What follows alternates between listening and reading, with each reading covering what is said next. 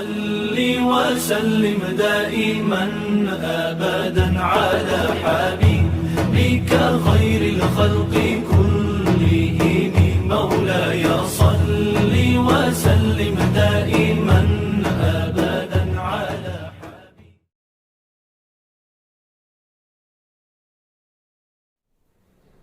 أعوذ بالله من الشيطان الرجيم. بسم الله الرحمن الرحيم. الحمد لله رب العالمين والصلاة والسلام على رسوله الكريم وعلى أهل بيته الطيبين الطاهرين. أما بعد فقد شهر رمضان الذي أنزل فيه القرآن هدى للناس وبينات من الهدى والفرقان. ماہ رمضان خدا کے تمام مہینوں میں ایک بہت ہی عظیم اور بہترین مہینہ ہے جس میں خدا بند عالم نے قرآن مجید کو نازل کیا، اور ماہ رمضان میں جس طرح کی بھی بہار انسان کو نظر آتی ہے یہ قرآن مجید کی دین ہے، چاہے وہ عبادت کی بہار ہو، چاہے وہ استغفار کی بہار ہو، چاہے اطاعت کی بہار ہو، چاہے قرآن مجید کی تلاوت کی بہار ہو، یہ سب کے سب قرآن مجید کی وجہ سے ہے. یعنی رمضان کا یہ مہینہ جہاں چاروں طرف انسان کو بہار نظر آ رہی ہے یہ قرآن کی دین ہے. تو رمضان میں جو بہار ہے وہ قرآن کی وجہ سے ہے، اور قرآن کی جو بہار ہے وہ ماہ رمضان کی وجہ سے. لیکن یہ بہار اسی وقت ہوگی جب انسان قرآن کو صحیح طریقے سے پڑھے اور قرآن مجید کی صحیح طریقے سے تلاوت کرے. اگر یہ صحیح طریقے سے تلاوت کرتا ہے اور قرآن مجید پر غور و فکر کرتا ہے تبھی انسان کی زندگی اور انسان کے سماج اور معاشرے میں بہار آ سکتی ہے، اور انسان کی پوری دنیا اور انسان کی کائنات بدل سکتی ہے. قرآن مجید وہ کتاب ہے کہ جسے خداوند عالم نے قرآن مجید میں خود ارشاد فرمایا قد جاءکم من اللہ نور و کتاب مبین. یہ کتاب جو اللہ کی طرف سے آئی ہے یہ ایک نور ہے. ظاہر ہے کہ نور اگر یہ کتاب ہے تو اگر کسی کے اندر یہ کتاب اتر جائے، کوئی اپنے اندر اس کتاب کو اپنا لے تو انسان کی زندگی ایک نورانی زندگی ہو جائے گا. کتنی نورانی تعلیمات اس قرآن مجید میں موجود ہیں، اس کے باوجود انسان اپنے آپ کو نورانی اور روحانی نہیں بنا پا رہا ہے. وجہ یہ ہے کہ یہ کتاب صرف ہمارے نوک زبان پہ ہے، یا تو حافظے کی شکل میں یہ ہمارے پاس محفوظ ہے، معنی اور مفاہیم کے لحاظ سے ہمارے پاس یہ کتاب موجود نہیں، جس کی وجہ سے آج ہماری زندگی میں کسی طرح کی کوئی نورانیت نہیں ہے. ہمارے گھر آپ کو نورانی نظر آئیں گے لیکن ہماری زندگی کسی کو نورانی نظر نہیں آئے گی.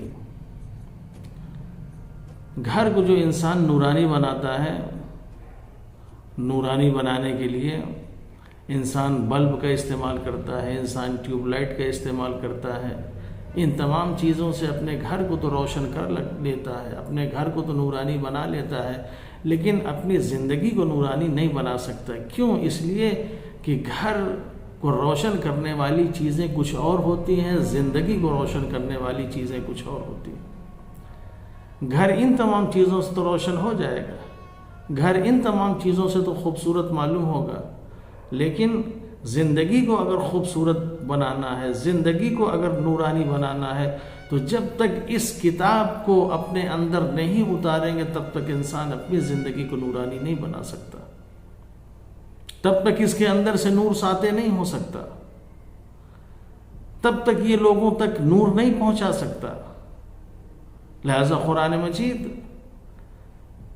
جسے اللہ نے ایک نور کی شکل میں بھیجا ہے، آج وہی کتاب اگر صحیح طریقے سے ہم پڑھتے، اس کے اوپر عمل کرتے، ہماری زندگی نورانی ہوتی، ہمارا سماج نورانی ہوتا، ہمارا معاشرہ نورانی ہوتا۔ لیکن یہ ساری چیزیں نورانی اس لیے نہیں ہیں کہ ہماری زندگی میں یہ کتابیں نہیں ہیں۔ یہی وجہ ہے کہ پیغمبر اسلام حضرت محمد مصطفیٰ صلی اللہ علیہ وآلہ وسلم کے متعلق ایک روایت ہے کہ میدان حشر میں پیغمبر جب آئیں گے تو اپنی امت سے ایک شکوہ کریں گے۔ خداوند عالم کی بارگاہ میں یہ نبی شکوہ کرے گا۔ کس کا شکوہ؟ امت کا شکوہ، جبکہ اس نبی نے کبھی اپنی امت کا کوئی شکوہ نہ کیا، زندگی میں اس امت کے لیے اپنی جان دینے کے لیے تیار ہو گیا، اس امت کے لیے سب کچھ برداشت کرنے کے لیے تیار تھا، کبھی اس امت کے لیے بد دعا نہیں کی، کبھی اس امت کے لیے کسی طرح کی کوئی بات نہیں کی، ہمیشہ اس امت کی بھلائی، اس امت کی اچھائی اور اس امت کی فلاح و بہبود کے لیے پوری زندگی اپنی صرف کر دی۔ بڑی عزیز امت تھی، امت سے بہت پیار تھا کہ اس امت کے لیے سب کچھ برداشت کیا، لیکن امت پر آنچ نہیں آنے دی۔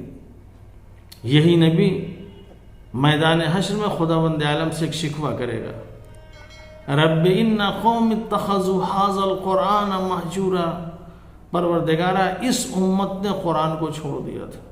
پڑھیں سورہ فرقان آیت نمبر 30۔ اس امت نے قرآن کو چھوڑ دیا تھا۔ کوئی تصور کر سکتا ہے کہ اس امت نے قرآن کو چھوڑ دیا ہو؟ کون سا ایسا گھر ہے جہاں یہ قرآن نہیں ہے؟ کون سی ایسی مسجد ہے جہاں قرآن نہیں ہے؟ کون سا ایسا عاشور خانہ ہے جہاں قرآن نہیں رکھا ہوا ہے؟ ہر معاملے میں ہم قرآن کو آگے آگے رکھتے ہیں، ہر معاملے میں یہ قرآن پیش ہوتا ہے۔ کوئی ایسی جگہ نہیں ہے جہاں ہم قرآن کو آگے نہ پڑھاتے ہوں۔ سب سے زیادہ پڑھی جانے والی کتاب یہ ہے، سب سے زیادہ تلاوت اسی کتاب کی جاتی ہے۔ اگر دنیا کا سروے کیا جائے تو اس بات کا اندازہ ہوگا کہ دنیا میں اگر سب سے زیادہ کوئی مذہبی کتاب چھپتی ہے تو وہ قرآن مجید ہے۔ سب سے زیادہ اگر کسی کتاب کے قاری پڑھنے والے ہیں تو وہ قرآن مجید ہے۔ سب سے زیادہ اگر کسی کتاب کے کوئی حافظ ہیں تو وہ قرآن مجید ہے۔ جتنے قاری قرآن کے ہیں اتنے کسی اور کتاب کے نہیں، جتنے حافظ قرآن مجید کے ہیں کسی اور کتاب کے نہیں ہیں۔ سب سے زیادہ چھپنے والی یہی کتاب ہے۔ کب سے لوگ پڑھتے چلے آ رہے ہیں، اور قیامت تک کتنی تعداد میں لوگ پڑھیں گے، کتنی تعداد میں لوگ تلاوت کریں گے۔ آج کتنے حافظان قرآن ہمارے درمیان ہیں، قیامت تک نہ جانے کتنے حافظان قرآن ہوں گے، نہ جانے کتنے حفظ کرنے والے ہوں گے، نہ جانے کتنے پڑھنے والے ہوں گے۔ پوری دنیا قرآن کو پڑھ رہی ہے۔ کوئی گھر ایسا ہے جہاں قرآن پڑھنے والا نہ ہو؟ ہر جگہ قرآن پڑھنے والے موجود ہیں، ہر جگہ قرآن کی تلاوت کرنے والے موجود ہیں، لیکن اس کے باوجود پیغمبر خدا کی بارگاہ میں ایک شکوہ کریں گے، پروردگارا اس امت نے قرآن کو چھوڑ دیا۔ یہ شکوہ کس چیز کا ہے یا رسول اللہ؟ جب اتنی تعداد میں قرآن پڑھنے والے ہیں، جب اتنی تعداد میں قرآن کی تلاوت کرنے والے ہیں، کوئی ایسا گھر نہیں ہے جہاں یہ قرآن نہ ہو، کہاں چھوڑ دیا قرآن؟ کہاں قرآن کو چھوڑ دیا؟ لیکن پیغمبر کہے گا واقعی تم نے قرآن کو چھوڑا۔ کیا مطلب؟ کا مطلب یہ ہے کہ گھر میں قرآن رکھ لینا اس کا کوئی مطلب نہیں ہوتا، الماریوں میں قرآن سجا لینا اس سے کوئی بحث نہیں ہے، تمہاری مسجدوں میں قرآن ہو اس سے ہم سے کوئی سروکار نہیں ہے۔ قرآن مجید الماریوں میں سجانے کے لیے نہیں آیا تھا، قرآن مجید صرف مسجدوں میں رکھنے کے لیے نہیں آیا تھا، قرآن مجید صرف اور صرف گھر اور مسجد اور عاشور خانوں میں رکھنے کے لیے نہیں آیا تھا، قرآن مجید پڑھنے کے لیے آیا تھا، غور و فکر کرنے کے لیے آیا تھا، آیتوں کے اوپر عمل کرنے کے لیے آیا تھا۔ تم نے قرآن مجید رکھا، اپنے گھروں میں رکھا، اپنی مسجدوں میں رکھا، قرآن مجید کی تلاوت کی، سب کچھ کیا، لیکن جو مقصد قرآن مجید کے نزول کا تھا یعنی ہدایت حاصل کرنا، وہ تم نے ہدایت نہیں حاصل کی۔ قرآن مجید پڑھ کے آیتوں کے اوپر عمل نہیں کیا، قرآن مجید کی تلاوت کر کے ان آیتوں کے اپنے وجود کا حصہ نہیں بنایا۔ قرآن مجید تمہاری زندگی کے باہر تو بہت نظر آتا رہا مگر تمہاری زندگی میں نظر نہیں آیا۔ اللہ نے اس لیے نہیں نازل کیا تھا کہ تمہاری زندگی کے باہر قرآن ہی قرآن ہو، اللہ نے اس لیے نازل کیا تھا کہ یہ قرآن تمہاری زندگی میں ہونا چاہیے، عملی میدان میں ہونا چاہیے۔ ہر آیت کو عملی جامہ پہنانے کے لیے اللہ نے قرآن مجید اس دنیا میں بھیجا تھا، وہ تم نے نہیں کیا، اس لیے قرآن مہجور ہے، اس لیے قرآن کو چھوڑ دیا، اس لیے قرآن کو ترک کر دیا۔ یہ پیغمبر کے شکوہ تھا، ورنہ کتنا رسول اللہ کو واقعاً افسوس ہوا ہوگا، کتنی تکلیف ہوئی ہوگی کہ جو کتاب ہدایت کے لیے آئی تھی، جو کتاب وحدت و امت کے لیے آئی تھی، جو کتاب انسانیت کے لیے آئی تھی، جو کتاب عزت کے لیے آئی تھی، جو کتاب شرافت کے لیے آئی تھی، سب کچھ چھوڑ دیا۔ اور سب کچھ چھوڑنے کے بعد انسانیت حیوانیت کے کگار پہ پہنچ گئی۔ تکلیف ہوئی رسول اللہ کو، جس کی وجہ سے خدا کے سامنے شکوہ کرنا پڑا، پروردگارہ اس امت نے قرآن کو چھوڑ دیا۔ تو اگر ہم اس طرح قرآن کو چھوڑیں گے، لاکھ ہم قرآن کو پڑھتے رہیں، اگر ہم معنی کو مفاہیم کے اوپر غور نہ کریں، اگر ہم قرآن کے اندر غوطہ نہ لگائیں، اگر قرآن کی آیتوں کو اپنی زندگی کا حصہ نہ بنائیں، تو ہم پڑھتے رہیں، تلاوت کرتے رہیں، نہ ہماری زندگی میں کبھی کسی طرح کا کوئی بہار آ سکتا ہے، نہ ہمارے سماج میں بہار آ سکتی ہے، نہ ہمارے معاشرے میں بہار آ سکتی ہے۔ یہ قرآن اسی وقت ہمیں نورانی بنا سکتا ہے، یہ قرآن اسی وقت ہمیں روحانی بنا سکتا ہے، یہ قرآن اسی وقت ہماری زندگی اور ہمارے سماج اور معاشرے میں بہار لا سکتا ہے، جس دن ہم قرآن کو سمجھنا شروع کریں، جس دن ہم قرآن کے اوپر غور و فکر کرنا شروع کریں، جس دن قرآن کو ہم ان معنی میں پڑھنا شروع کریں جس کے لیے خداوند عالم نے نازل کیا ہے۔